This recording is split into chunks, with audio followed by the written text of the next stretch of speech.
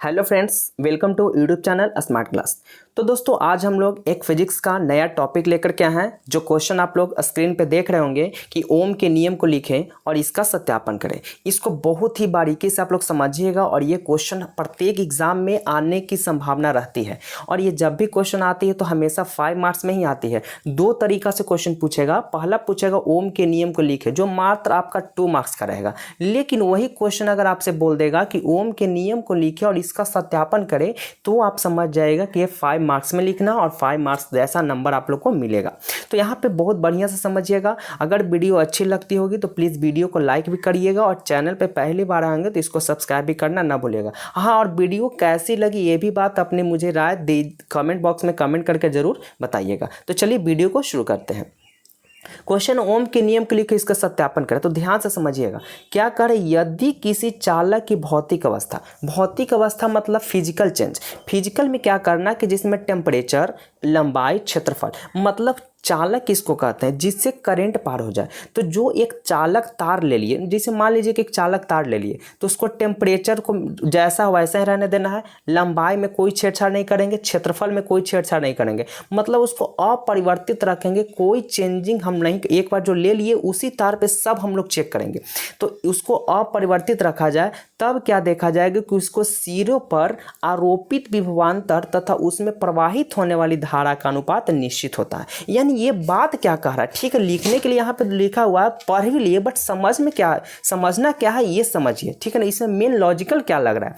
तो क्या आ रहा है कि उसके सिरों पर मतलब ये क्या आपका वायर है, तो वायर की ये वाला सिरा और ये वाला सिरा, क्योंकि वायर कटा रहेगा तो 2 सिरा बनेगा। तो उसके सिरों पर आरोपित विभवांतर मतलब वोल्टेज। विभवांतर को हम लोग इंग्लिश में वोल्टेज बोलते हैं, इस बात को ध्यान रखिएगा। तो वोल्टेज जो होगा उसमें प्रवाहित होने वाली धारा का अनुपात निश्चित रहेगा।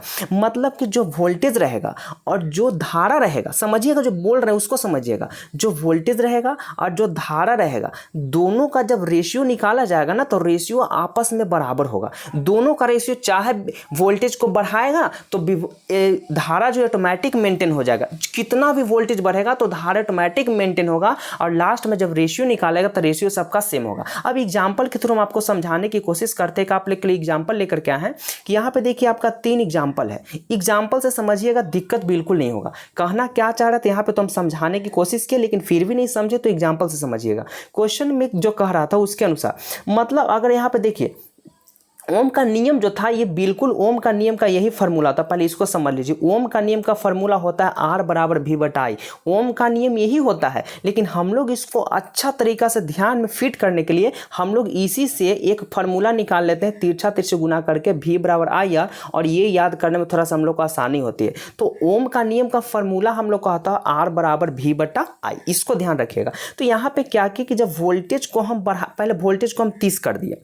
वोल्टेज जब 30 किए तो धारा जो था ऑटोमेटिक मेरा कितना आ गया? 6 आ गया। ये आगे फिगर में सत्यापन किया गया, वहां पे आप लोगों को समझ में और अच्छा से आ जाएगा। यहाँ पे पहले समझ जाइए, जब वोल्टेज अगर यहाँ पे 30 किया गया तो ये जो 6 देख रहे हैं ना, ऑटोमेटिक धारा 6 बन गया, मतलब धारा ऑटोमेटिक 6 हो गया। और जब इसको काट कूट के किया तो यहाँ पे कितना आ गया है? 5 आ गया। ठीक है, अब अगली बार में क्या देखा? वोल्टेज को फिर बढ़ाया गया, तो वोल्टेज को जैसे बढ़ाया 30 से 40 किया गया, 30 का जो I था यानी कि जो धारा है ऑटोमेटिक 8 हो गया। किया नहीं गया, ऑटोमेटिक 8 हो गया। अब इसका जब अनुपात निकाला मतलब कट किया तो इसका भी 5 आ रहा है। फिर अगला बार क्या कि चलो भाई एक बार और चेक कर देते हैं। तो जब वोल्टेज को 50 किया तो यहाँ पे धारा देख रहा है कि धारा ऑटोमेटिक 10 हो गया, और जब इसको कट करके निकाला तो यहाँ पे भी क्या आ रहा है? 5 आ रहा है। तो देखिए यही यहाँ पे ओम का नियम बताया था। अब इसको फिर सब समझ लीजिए। अब देखिए जो यहाँ पे जो एग्जाम्पल समझा, एग्जाम्पल के थ्रू आप लोग उसको समझिएगा। अब देखिए आरोपित विभवांतर तथा उसमें प्रवाहित होने वाली धारा का अनुपात क्या होता है? निश्चित होता है। यही बात ना था, अनुपात निश्चित होता है। तो देखिए इसका अनुपात, जैसे में इसका भी 5 आया, इसका भी 5 आया, और नीचे जो आप लोग देख रहे हैं उसका भी 5 आ रहा है। तीनों का क्या आ गया? 5 आया है। अब तीनों का जब रेशियो जब देखा तो देखो 5:1, 5:1, यहाँ पे 5:1। तो क्या वोल्टेज अप डाउन भी हो रहा है? जिसमें देखिए वोल्टेज 30 था, 40 था, 50 हुआ, अप डाउन भी हो रहा है। तो धारा ऐसा मेंटेन हो जा रहा है कि तीनों का रेशियो क्या आ जा रहा है? सेम आ जा रहा है। और यही बात यहाँ पे समझाना था कि उसके सिरों पर आरोपित विभवांतर, उसमें प्रवाहित होने वाली धारा का अनुपात निश्चित होता है। धारा का जो अनुपात हो क्या बन के आ गया, निश्चित बन के आ गया। उम्मीद करते हो आप लोग यहाँ तक जो बताया ओम का नियम वो बिल्कुल समझ में आ गया होगा। चलिए अब इसका सत्यापन हम लोग करते हैं। देखिए इसका एक और, इसको दो तरीका से भी लिख सकते हैं। एक और तरीका क्या है कि ओम के नियम के अनुसार नियत ताप और दाब पर किसी चालक में प्रवाहित विद्युत धारा विभवांतर के समानुपाती होता है। बिल्कुल वही बात यहाँ पे भी है। अब यहाँ पे कहने का मतलब कि आई समानुपाती जो भी देख रहे हैं तो यही क्या होता है कि भी बराबर हम लोग आई का आई लिखते हैं और ये जो समानुपाती हटता है तो इसके बदले में कॉन्स्टेंट आता है जो एक आपका है फार्मूला तैयार हो गया भी बराबर आई आर। तो यहाँ पे दोनों एक ही, यहाँ पे देखिए नीचे फार्मूला भी लिखा गया है कि आई प्रोपोर्शनल टू भी एंड भी इक्वल टू आई आर। ठीक है ना। चलिए अब हम लोग इसको सत्यापन की ओर बढ़ते हैं। तो ओम के नियम का सत्यापन कैसे करना है। सत्यापन करने के लिए सबसे पहले आप लोग को फिगर ले लेना है, जो फिगर आप लोग यहाँ पे देख रहे होंगे। यहाँ पे एक फिगर है, इस फिगर के अनुसार हम लोग समझेंगे, क्योंकि सत्यापन करना है तो फिगर आप लोग को जरूर रखना है। अगर बिना फिगर का डायरेक्टली ये सत्यापन कर लेते हैं, जो नीचे आप लोग देख रहे हैं सत्यापन, अगर डायरेक्टली अगर बिना फिगर के लिख देते हैं तो आपका मार्क्स यहाँ पे कट जाएंगे। तो सत्यापन के लिए आप लोग को यहाँ पे एक फिगर पहले ले लेना। फिगर में क्या है कि एक आपका कुंजी दिया हुआ, के का मतलब कुंजी, और ये जो बिंदु आप लोग देख रहे हैं इसका मतलब क्या होगा कि तार दो था और दोनों तार को जोड़ा हुआ है। ठीक है ना। जो बिंदु देख रहे हैं इसका मतलब तार जुड़ा हुआ है, और जैसे ही अगर ये बिंदु हटा हुआ रहेगा तो समझ जाना है कि तार यहाँ पे जुड़ा नहीं, तार दो है लेकिन अभी कंबाइन नहीं हुआ, लेकिन यहाँ पे तार जोड़ जाड़ के रेडी है। यहाँ पे एक बैटरी आपका जोड़ा हुआ है, ये आपका तार यहाँ से यहाँ जा रहा है, एक रेसिस्टेंस लगा हुआ है, वोल्ट मीटर लगा हुआ है, ए मीटर लगा हुआ है, यहाँ पे एक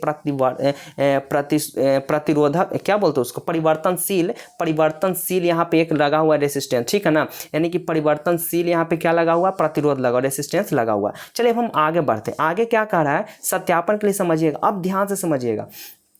इस नियम का सत्यापन करने के लिए ए मीटर, वोल्ट मीटर, चालक तार, दाब कुंजी और परिवर्तनशील प्रतिरोध को लाकर चित्र अनुसार सजा दिए।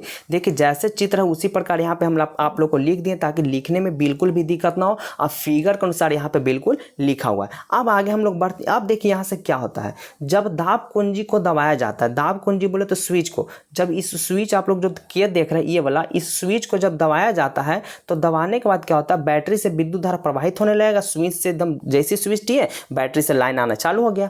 तो विद्युत धारा का मान ए मीटर से मापते हैं और विभवांतर का मान वोल्ट मीटर से मापते हैं। यहाँ पे जो देख रहे हैं आप लोग को यहाँ पे एक भी दिखाई दे रहा होगा, ये वो भी है मतलब वोल्ट मीटर यहाँ पे लगा हुआ है, और एक यहाँ पे ए है जो ए मीटर लगा हुआ है। आप लोग बोलेंगे कि सर वोल्ट मीटर और ए मीटर होता क्या है, तो देख लीजिए नीचे एक बार आप लोग को फिगर भी दिया हुआ है। ये आप लोग जो इसमें ए लिखा हुआ देख रहे हैं ना, यहाँ पे ए जो दिख रहा है ये आपका ए मीटर है, जो आपका सिर्फ धारा नापेगा कि कितना धारा जा रहा है, कितना करंट जा रहा है, बस यही बताएगा। लेकिन जो वोल्ट मीटर यहाँ पे एक बगल में लगा हुआ है, इसका मतलब क्या बताता है कि वोल्टेज कितना है, वोल्टेज 200 वोल्ट है कि 250 वोल्ट है, यहाँ पे वोल्ट बताता है। समझ में आ गया। तो ये दोनों आपका यहीं पे क्या था, फिगर था। चलिए अब आगे हम लोग बढ़ते हैं।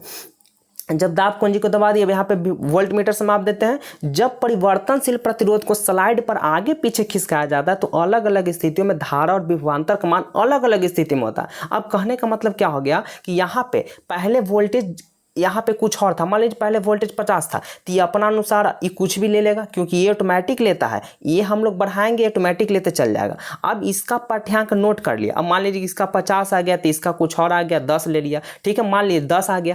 अब इसका कुछ बढ़ेगा। अब जैसे ही इसका बढ़ा करके अब इसका वोल्टेज हम लोग बढ़ाएं, अगर इसका वोल्टेज अब हम कुछ भी कर दें, मान लीजिए इसका वोल्टेज 60 कर दिए तो ऑटोमेटिक ए मीटर जो था ऑटोमेटिक कुछ और कर लेगा, अपने अनुसार मेंटेन करेगा। अगर वोल्ट मीटर को हम कर देते हैं 80 तो ये ऑटोमेटिक एक हो जाएगा। ठीक है ना। अब ये तीनों को नोट कर लिया गया। नोट करने के बाद जब लास्ट में देखा गया तो लास्ट में जब तीनों को जब कट किया, तीनों का जब रेशियो निकाला तो तीनों का रेशियो क्या देख रहा है कि सेम ही आ रहा है। मतलब वोल्टेज बढ़ा भी रहे हैं तो धारा ऐसा मेंटेन हो जा रहा है कि सबका रेशियो क्या हो जा रहा है, सेम हो जा रहा है। जिस प्रकार यहाँ पे हम आप लोग यहाँ पे एग्जाम्पल से समझाए थे, जिस एग्जाम्पल यहाँ पे आप लोग देख रहे होंगे। ठीक है ना। देखिए वोल्टेज 30 था, 40 था, 50 किया, लेकिन जो रेशियो आया था डायरेक्टली सब सेम आ रहा है। उसी प्रकार यहाँ पे चेक किया, पाठ्यांक लिखते गया तो लास्ट में क्या पता चला कि सबका जो रेशियो है सेम आ जा रहा है। अब इसको ग्राफ पर दर्शाया गया तो ग्राफ पर क्या देखा कि ग्राफ पर बिल्कुल इसका जो ग्राफ है ना एकदम रैखिक जा रहा है, मतलब सीधा जा रहा है। यहाँ पे नीचे बात लिखा है कि जैसे जैसे तार से प्रवाहित धारा बढ़ रही है तो तार के आर पर विभवांतर रैखिक रूप से भी बढ़ रहा है। यही ओम का क्या है, नियम है। और यही ओम का नियम यहाँ पे क्या हो जाता है, सत्यापन हो जाता है। जब रेखा के अनुसार देखा गया, जब ग्राफ पर देखा गया कि ग्राफ क्या बन रहा है, रैखिक बनते जा रहा है। और इस प्रकार पाठ्यांक नोट करके जब रेशियो निकाला तो देखा कि रेशियो इसका क्या आ गया, सेम आ गया। ठीक है, तो यही था ओम के नियम का सत्यापन। आई होप आपको वीडियो अच्छी लगी होगी और वीडियो देखने के बाद अच्छी तरह से समझ में अभी आ गई होगी। तो प्लीज़ अपनी राय मुझे कमेंट बॉक्स में कमेंट करके जरूर बताइएगा। तो चलिए हम मिलते हैं नेक्स्ट वीडियो में, तब तक के लिए दोस्तों बाय बाय, टेक केयर।